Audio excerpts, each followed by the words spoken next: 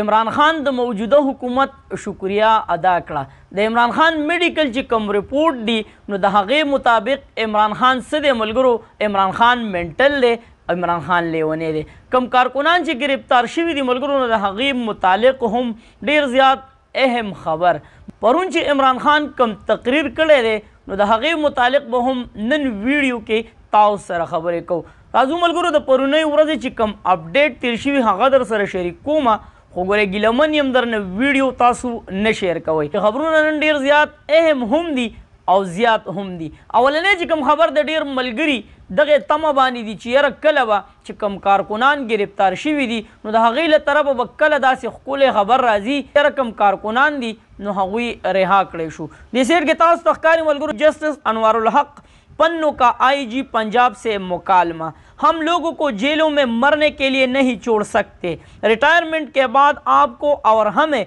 इस मुआशरे में रहना है ये क्या हो रहा है कानून पर कोई अमल नहीं हो रहा शहरी एक केस में रिहा होता है तो दूसरे में गिरफ्तार किया जाता है जस्टिस अनवार उल हक هغه چې کومې خبرې پرون مخې ته راوړې او کومه مکالمه یې آی جي صاحب ته مخې ته کېښوده نو په هغې کې دا خبره مخې ته راوړه نو دا یې ورته وویله چې کوم کسان ګرفتار دي نو موږ له نه دي په کار چې دغه چې کوم کسان دي نو هغه موږ په جیلونو کې پرېږدو او هغوی مړه شي بله ورته خبره دا وکړه ملګرو چې د ریټایرمنټ نه بعد به مونږ په دې معاشره کې ژوند کوو د خبرې مطلب یې دا دی ملګرو چې کله یو کس په عهده کې وي نو د هغه سره طاقت وي خو چې کله هغه ریټایر شي نو هغه د یو عام انسان غوندې ژوند تیری نو د خبرې مقصد یې دا دی چې یاره که سبا مونږ ریټایر شو او زمونږ سره داسې قسم کردار کیږي نو زمونږ به څه حالات وي وایي چې دا څه حالات روان دي په قانون باندې هېڅ عمل درآمد نه کیږي په قانون باندې ولې عمل درآمد نه کیږي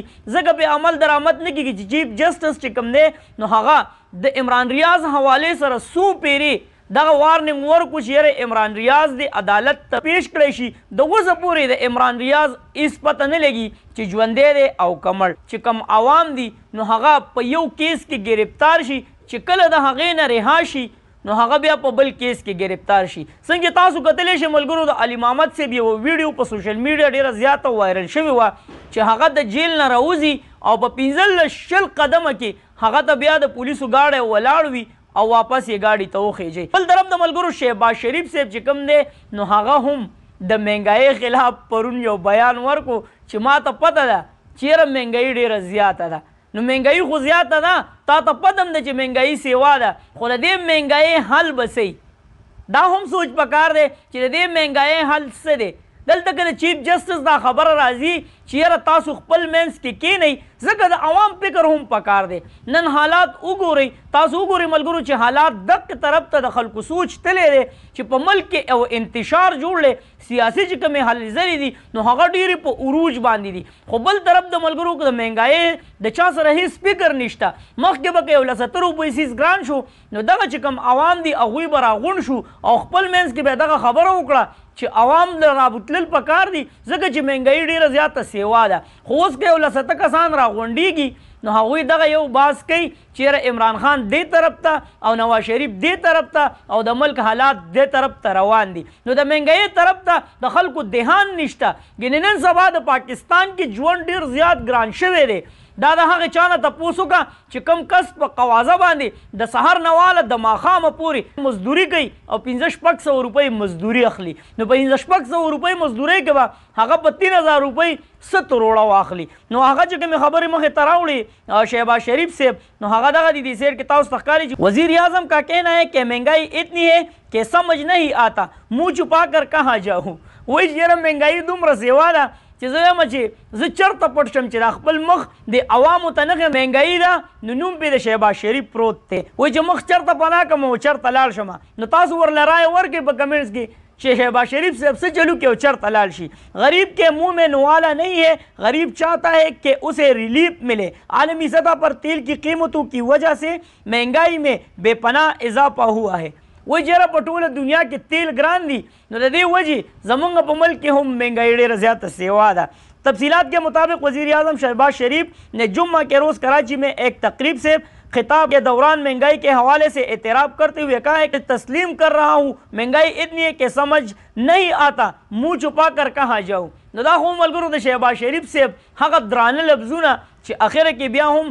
د مهنګای خلاف هغه خپل الفاظ مخې ته راوړل لاہور چودھری پرویز الہی کو گرفتار کر کے پیش کرنے کا حکم په هغه پسې هم وارنټ گرفتاری چې کومه ده نو هغه جاری ده چاپی په وهلی کېږي خو غالبا چې چودھری پرویز الہی نشته دی په ځای باندې خو دو جونه پورې هغه ته وارننګ ورکړی شو چې یاره هغه دې زر تر زره ځان عدالت ته پیش کړي بل طرف د ملګرو عمران خان د پی ډي ایم موجوده حکومت چې کوم دی نو د هغې ډېره زیاته شکریه ادا کړه شکریه یې په څه خبره باندې ادا کړه ملګرو په ای سی ایل کې چې کله د هغه نوم ور واچولی شو نو عمران خان ورله مبارکي ورکړه چې اوس هم د سړیتوب فیصله وکړه ځکه چې عمران خان دا خبره پرون په خپل تقریر کې مخې ته راوړه چې د بهر ملک په پابندۍ باندې به هغه سړی خپوي چې د هغې کاروبارونه بهر وي هغوی چې کوم بینک بیلنس دی نو هغه بهر وي نو هغه به په دې خپوي چې په هغه باندې کله پابندي ولګي نو هغه به پریشان وي چیرې زما د هغه کاروبار به څه کېږي ځکه داسې کاروبارونه شته دی که یو سړی دلته په پاکستان کې ناست وي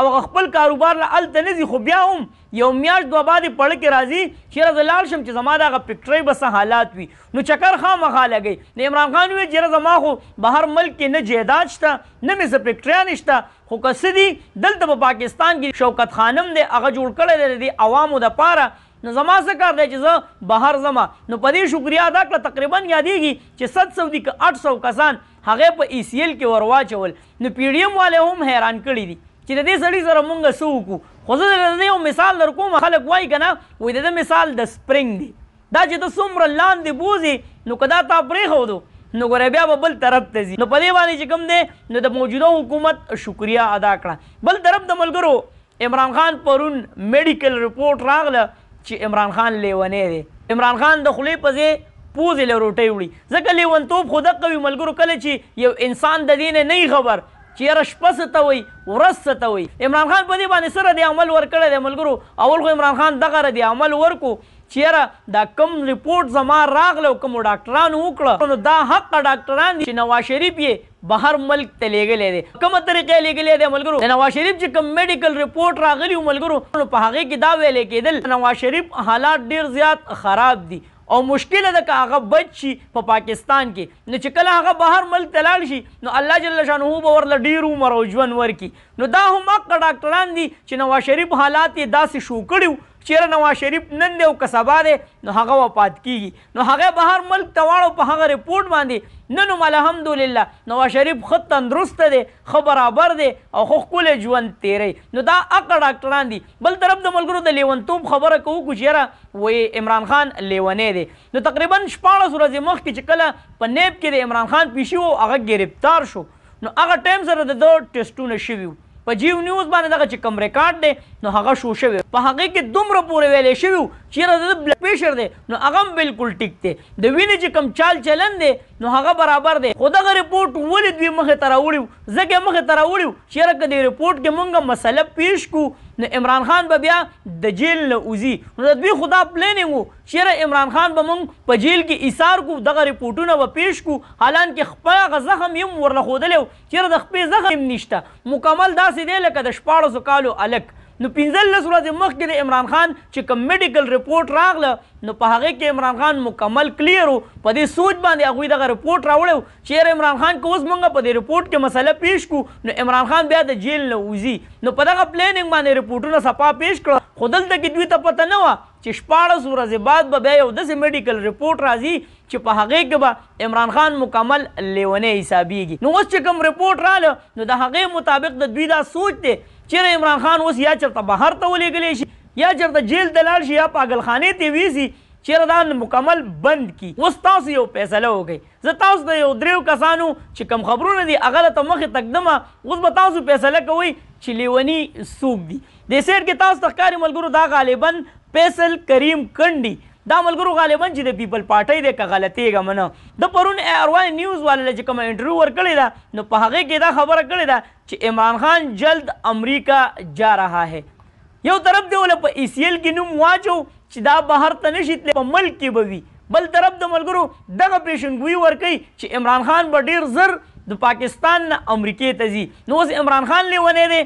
او کدا لیونی دی بل طرف د ملګرو د حمید میر صاحب ٹویٹ وګورئ حمید میر صاحب وایي چې کیا آپ جانتے ہیں कि बदतरीन महंगाई के बावजूद आज भी पाकिस्तान दुनिया का सस्ता तरीन मुल्क है। पाकिस्तानियों के लिए ये बात नाकाबिल यकीन है, क्योंकि डॉलर $300 ओपन मार्केट के 308 रुपए थे, 300 रुपए से भी ऊपर चला गया है। लेकिन अगर हुकूमत डॉलर को वापस 200 रुपए पर ले आए तो पाकिस्तान किसी जन्नत से कम नहीं। दा हगा हामिद मीर दे मलगुरो कि दे इमरान खान पर हुकूमत की गालिबन के गलती का मनो न 105 को 100 बाने डॉलरो हजरत तासु शरीक गई कि पर 100 बांधे पर अगर टाइम की द हालात तासु कतलियो कि स हालातु उस वही मलगुरो उस दा खबर कई चेर पाकिस्तान उसम द दुनिया द टोलना सस्ता तरीन मुल्क थे या न डेर अर्जानी दे पाकिस्तान की हालांकि डॉलर चिकम दे नो आगा 300 न बर दे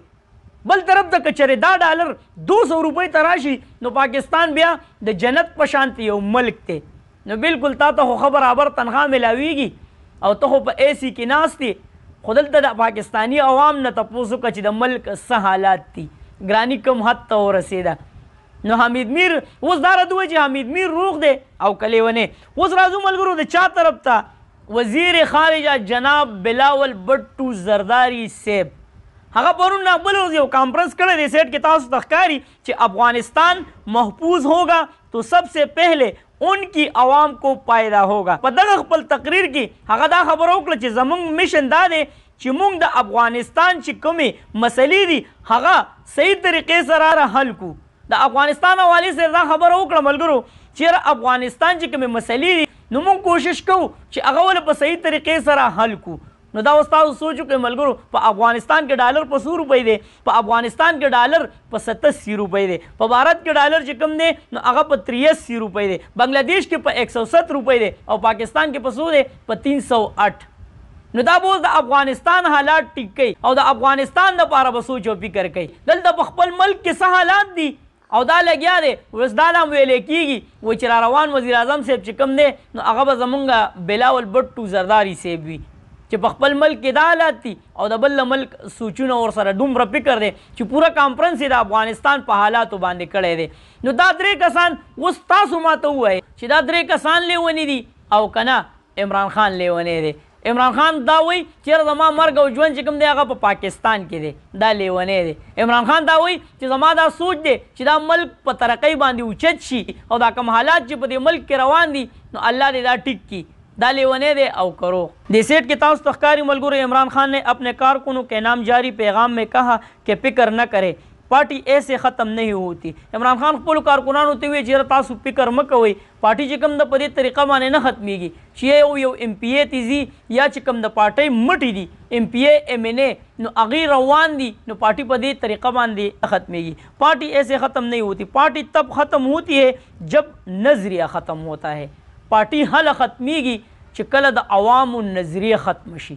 चिकल द अवाम द इमरान खान सर मोहब्बत खत्म शी द ज़ुल्म इमरान खान उजी न बिया पोए शी कद द सर ढेर मजबूत MPA MNA मुरसरवी खुदा पार्टी बयान निमगड़े दा और दा नामुमकिन है चुमख के लाड़ शी। PTI का नजरिया अवाम का नजरिया है और PTI चिकम नजरिया दा न द अवाम नजरिया दा। जितना ये जुल्म कर रहे हैं PTI का वोट बैंक बढ़ता जा रहा है। सुमरम ची जुल्मुना कीगी न दा हगे जरा बदे PTI ची उठते न हगा नूरम सेवा कीगी जका दलता हालात अवाम गुरी। सिलात के मुताबिक पाकिस्तान तहरीक इंसाफ के सरबराह इमरान खान ने अपने वीडियो में कहा है कि फैसले करने वाले जो बेटे हैं मेरे बहुत गौर से बात सुने। कभी जब मैं कोशिश करता हूँ कि मुज़ाकरात की बात करता हूँ तो सख्ती मज़ीद बढ़ जाती है। कल जो हम वजद मुज़ाकरात खबर कुम सका कि दे खबर बाने बड़ी जोर वर्कड़े के दो शेर इमरान खान दे मुज़ाकरात होते की नहीं नो कल हम जब मुज़ाकरात तो खबर बूजमा अवे मचेरा राजी मुज़ाकरात तकीनू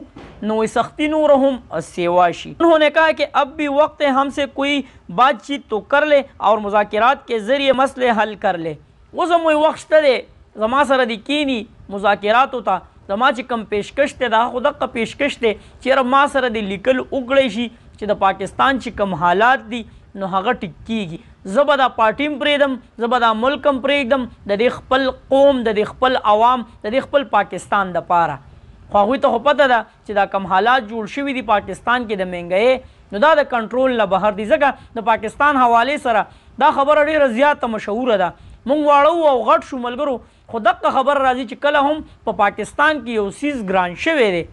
نو هغه بیا واپس نه دی ارزان شوی. نو هغه وایي چې ما سره د مذاکراتو ته کینی بالکل زه تیار یم. کوم چې هغه کم تقریر وکړو نو په انصاف باندې خبره وکړه کومه ګراني ده چې زمونږ په وخت کې کومه ګراني و اوس کومه ګراني ده نو هغه پوره ډیټیل یې د مخې ته کېښود د سیټ کې تاسو ته ښکاري هم. بلې په انصاف باندې خبره وکړه چیرې ما بهر ټول ژوند تیر کړی دی ما د هغه ځای انصاف کتلی دی چې هلته څنګه انصاف میلاویږي. بیا چې کوم د امریکې یا په یورپ ملکونو کې کوم مسافر دي زموږ پاکستانی وروڼه دي نو د هغوی چې کوم آمدني ده د هغې حوالې سره هم خبره وکړه د یو پاکستانی تقریبا 200 ارب چې کوم دی نه هغه آمدني ده. په دې کې یو 10-15 کسان داسې یاد کړل چې د هغوی د حد نه زیات آمدني ده. یورپ کې دغه پاکستانی مجبوره شوي دي او هغه د دې ملک نه تللي دي. خو بیا یې پکې یو بله ډېره عجیبه خبره وکړه ملګرو چې دغه کوم پاکستانی دي هغوی بهر ملک ته تللي دي په مزدورۍ په سوچ تللي دي یا د خپل کاروبار سیټ اپ په سوچ باندې تللي دي. دلته جایداد پرېښی دی دلته کورونه پرېښي دي